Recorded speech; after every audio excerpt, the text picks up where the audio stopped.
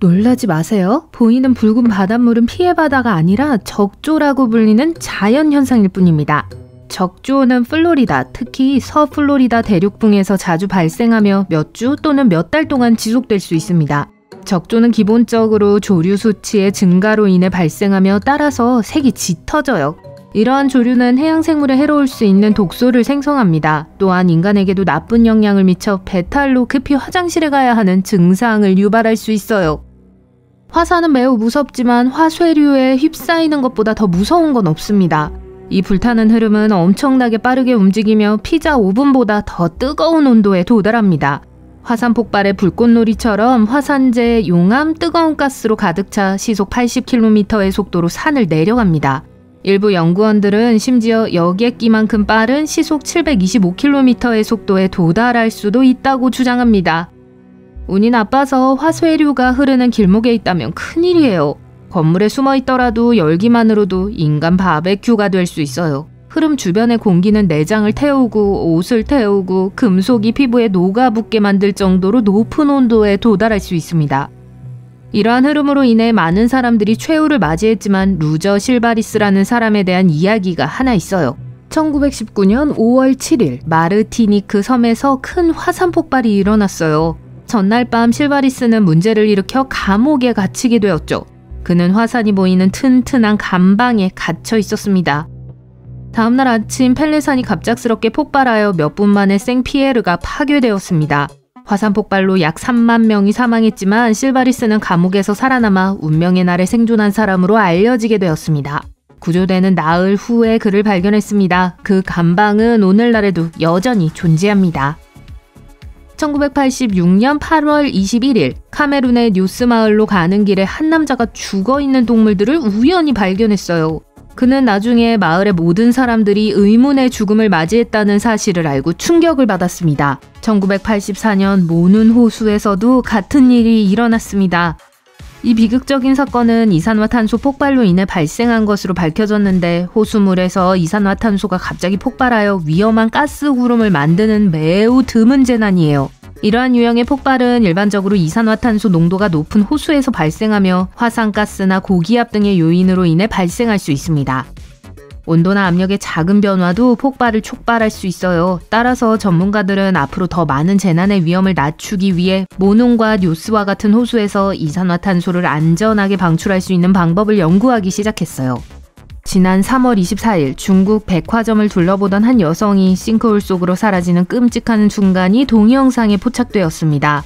이 장면은 여성 아래 바닥이 무너지면서 심연으로 곤두박질 치는 아찔한 장면으로 펼쳐졌어요.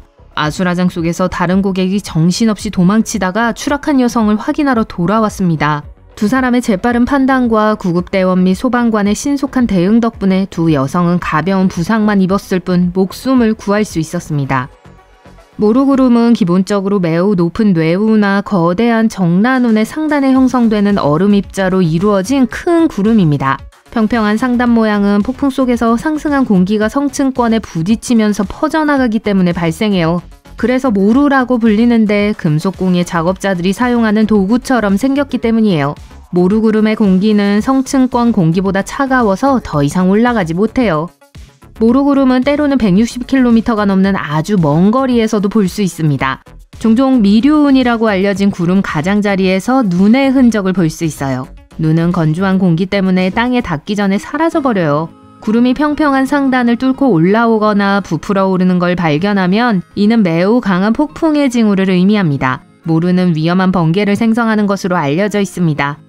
일반적으로 번개는 폭풍의 아래쪽에서 발생하지만 모루구름은 위쪽에서 매우 강력한 번개를 생성할 수 있습니다. 이 번개는 최대 48km 떨어진 곳에서도 갑자기 발생할 수 있습니다. 따라서 모루구름이 근처에서 형성되는 것이 보이면 계속 주시하세요. 화산 이류는 매우 심각한 문제로 화산 경사면을 따라 내려오는 매우 빠르게 움직이는 암석, 화산재, 물의 위험한 흐름입니다. 과학자, 정치인, 심지어 일반인까지 모두가 화산 이류에 대해 알고 있어야 합니다. 화산 이류의 작동 원리와 잠재적 영향을 이해하면 화산이 활동하기 시작할 때 안전을 지킬 수 있습니다. 자연재해로부터 생명을 구하는 것이야말로 핵심입니다. 화산 이류에는 파편 화산 이류와 진흙 화산 이류가 있습니다.